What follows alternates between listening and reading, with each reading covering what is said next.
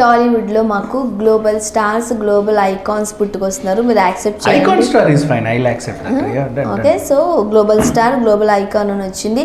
అల్లు అర్జున్ గారు 20 years అయిన సందర్భంగా ఆయన ఒక్కసారి తన ఈ జర్నీ గురించి మాట్లాడారు. కాకపోతే ఇక్కడ వచ్చిన చిక్కంతా ఏంటంటే నిన్న రామ్ చరణ్ గారి బర్త్డే అవ్వడం, కనీసం విష్ కూడా చేయకపోవడం, ఈ రోజు ఈ పోస్ట్ పెట్టడం కొంచెం గ్లోబల్ ఏదో అయ్యింది. ఏం చెప్తారు?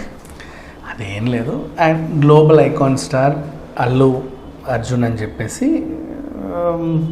ఫ్యాన్స్ చేసుకుంటూ పండుగ చేసుకుంటారు, సందర్భం బాగానే ఉంది. ఆయన కూడా ఐకాన్ స్టార్ అంటారు, global icon star. Global star అనే పదానికి ఫస్ట్ ఆఫ్ ఆల్ అసలు అర్థం లేదు. అది పెట్టుకుంటే నవ్వుతారు మొహం మీద, ఇంకెక్కడెక్కడో నవ్వుతారు. అది అర్థమైందా? దానికి అసలు అర్థం లేదు. ఫస్ట్ ఆఫ్ ఆల్ ఇంగ్లీష్ డిక్షనరీలో అదొక నాన్ సెన్స్. అది అట్లా అర్థం. Global star is nothing but global వైజ్గా సినిమాలు చేస్తుంటే globally known person, global wise celebrity person, అంతే. స్టార్ ఇమేజ్ అనేది వేరు. ఇప్పుడు విక్టరీ, రెబల్ అండ్ యువ సామ్రాట్, నట సామ్రాట్, whatever it is. And అలాగే మెగాస్టార్, పవర్ స్టార్, ఇవన్నీ మనం ఇచ్చుకున్నాం. ఇది బాగానే ఉంది ఇంతవరకు, ఓకే. ఐకాన్ స్టార్ లేదా ఇంకో 2 అడుగులు ముందుకేసి ఇప్పుడు గ్లోబల్ వైజ్గా మీకు ఇమేజ్ వచ్చింది కాబట్టి ఈవెన్ నువ్వు ఆస్కార్ స్టార్ అన్నా తప్పులేదు. బట్ గ్లోబల్ స్టార్ అంటే అది డిఫరెంట్గా ఉంటుంది. అంటే ఇక ప్రతి ఒక్కరికి ఏదో అనుకోవచ్చు. ఇంకా నేను గల్లీ స్టార్, హైదరాబాద్ స్టార్, ఏదో సింపుల్గా చెప్పాలంటే టిక్ టాక్ స్టార్ లాగా అనిపించింది నాకు. అవును, అనుకుందాం, ఏమైంది ఇప్పుడు. బట్ అంటే అట్లా ఇచ్చుకోవద్దు కదా. ఇప్పుడు ఇచ్చుకుంటాం అబ్బా, బరాబర్ ఇచ్చుకుంటాం. ఒక స్టేటస్కి వెళ్ళినప్పుడు దాన్ని పెంచేలాగుండే. ఇప్పుడు అదే అల్లు అర్జున్ టాపిక్ వచ్చింది కాబట్టి స్టైలిష్ స్టార్ అన్నారు, దాని నుంచి ఐకాన్ అయ్యాడు. అంటే లెవెల్ పెంచాలి నువ్వేమన్నా చేస్తే, అంతే తప్ప యాక్చువల్గా ఫ్యాన్స్ చేస్తున్నారు ఆ పని. పాపం ఆయన ఏం చేస్తారు? పాపంలే. ఇప్పుడు ఆయన రామ్ చరణ్ తేజ గారు ఎందుకు వచ్చారు మన మైండ్ కంటే, నువ్వు గ్లోబల్ అన్నది నాకు ఎందుకు గుర్తొచ్చి చెప్పేసా. ఇప్పుడు అల్లు అర్జున్ గారు ఏమన్నారు, గ్లోబల్ ఐకాన్ అనేసరికి నాకు గ్లోబల్ స్టార్ గుర్తొచ్చారు. మరి గ్లోబల్ ఉంది కదా 2-3 నెలల్లో. Global icon is different. Why? Because global wise గా he is an icon. Global mega star is different, global stylish star is different. Global పక్కన స్టార్ కి మధ్యలో ఏదైనా వేస్తే దానికి వేటేజ్ ఉంటుంది.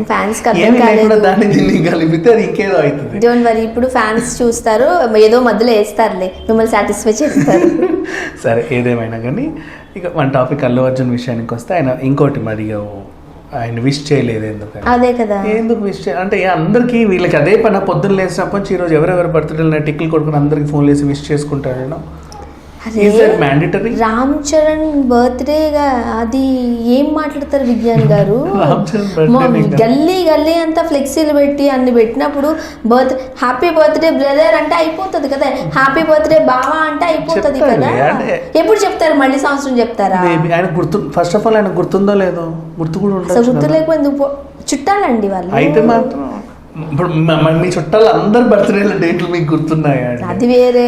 ఏదైనా సరే వీళ్ళకైనా ఎవరైనా మనుషులే కదా. ఇది మాత్రం కావాలనే చేశారు. మీరు ఏమన్నా సరే, గుర్తు లేకపోవడం ఏం కాదు, గుర్తు లేకపోవడం అయితే కాదు.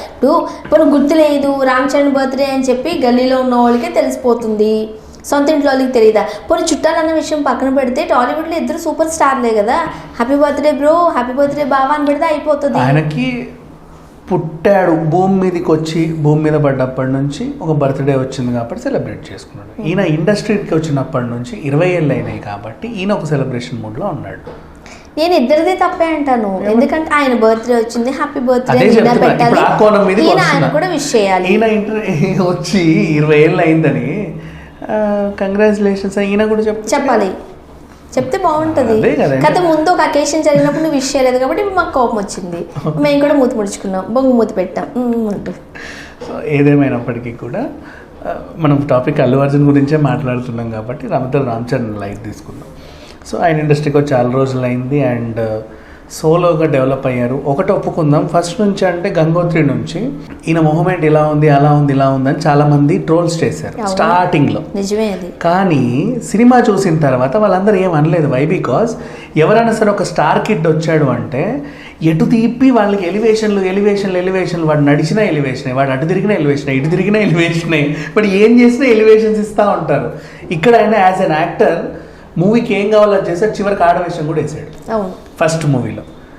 డూ యాక్సెప్ట్ ఈ రోజు ఇంత పెద్ద అదే ఇప్పుడు అన్నట్టు గ్లోబల్ ఐకాన్ స్టార్ కెరీర్ స్టార్టింగ్లో ఫస్ట్ సినిమాకి అంత సాహసం చేస్తారని ఎవరైనా అనుకుంటారా?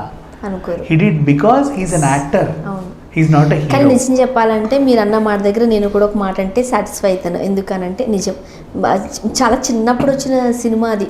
మనం అసలు చాలా చిన్నోళ్ళు అప్పుడు గంగోత్రి బాబు ఇంత భయంకరంగా ఉన్నాడేంటి అబ్బాయి అందరు అనుకున్నా బట్ సినిమా చూసి వచ్చిన తర్వాత ఆయన ఫేస్ గురించి ఎవ్వరూ మాట్లాడలేదు. యాక్టింగ్ కోసం చాలా బాగా చేశాడు పిల్లోడు, చిన్నబ్బాయి కదా అప్పుడు, కుర్రోడు చాలా బాగా చేశాడు. మా ఊళ్ళో అయితే పిల్లలు కుర్రోడు అంటారు. 20 ఏళ్ల క్రితం, అప్పుడు 20 ఏళ్ళు, 19 కుర్రోడు చాలా బాగా చేశాడు, మేనమామ పరువు నిలబెట్టాడు. ఈ మాటలన్నీ మేము విన్నాం చిన్నప్పుడు. సో అలా చూసుకుంటే స్టార్టింగ్ మెగా ఫ్యాన్స్తో కొంచెం డెవలప్ అయిన మాట నిజమే, ఒప్పుకుంటాం.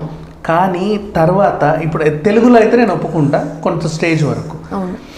మలయాళంలో సేమ్ మమ్ముట్టి గారికి, పృథ్వీకి, వీళ్ళకి ఎంత ఉందో అంతే స్టార్ ఇమేజ్ ఈ అబ్బాయి కూడా ఉంది మలయాళంలో. అలాగే హిందీలో, కన్నడలో, మిగతా లాంగ్వేజెస్లో, రకరకాల లాంగ్వేజెస్లో ఈయనకు అంత ఉంది, ఇమేజ్ ఉంది. అండ్ ఇంకొకటి సరైనోడు సినిమా ఈ రోజు వరకు కూడా పెద్ద రికార్డ్. 14 కోట్ల మంది 15 కోట్ల మంది చూశారు యూట్యూబ్లో. అది ఇప్పటికీ ఒక రికార్డ్ బోయపాటిది. సో అట్లాంటి కొన్ని మహా రికార్డ్స్ ఉన్నాయి. అండ్ ఈయన హిందీ డబ్డ్ సినిమాలు కూడా వివత్సమైన వ్యూస్, దేశమంతటా అభిమానులు అయితే ఈయన సొంతంగానే సంపాదించుకున్నాడు. సో ఇప్పుడు తెలుగులో చిరంజీవి గారు మెగా ఫ్యామిలీ అనేది పక్కన పెట్టినా కూడా ఈయన సోలోగా డెవలప్ అయినా కూడా ఈ మాత్రం అభిమానులు వచ్చేవాళ్ళే. అంతే తప్ప ఒకరు ఏదో చెయ్యి ఇచ్చారు కదా అని చెప్పేసి పోతే ఈయన జీవితాంతం వాళ్ళ వల్లే బతుకుతున్నాడు అనేది మాత్రం అవాస్తవం. ఏదేమైనప్పటికీ 20 years ఆయనకు పూర్తయింది. అందరు హీరోలతో సమానంగా స్టూడియోలు కట్టుకున్నాడు, సొంత క్యారీవన్ తెచ్చుకున్నాడు, అండ్ అన్ని సమకూర్చుకున్నాడు. ప్రొడక్షన్ రంగంలో బాగున్నాడు, హ్యాపీగా. అండ్ నెక్స్ట్ కొంచెం వాళ్ళ బ్రదర్ని కూడా డెవలప్ చేస్తే ఇంకా బాగుండనేది నా అభిప్రాయం అంతే. ఎందుకంటే ఆ అబ్బాయి కూడా బాగానే ఉన్నాడు, ఒడ్డు పొడుగు, ఏంటో సినిమాలు సరిగ్గా కుదరట్లా.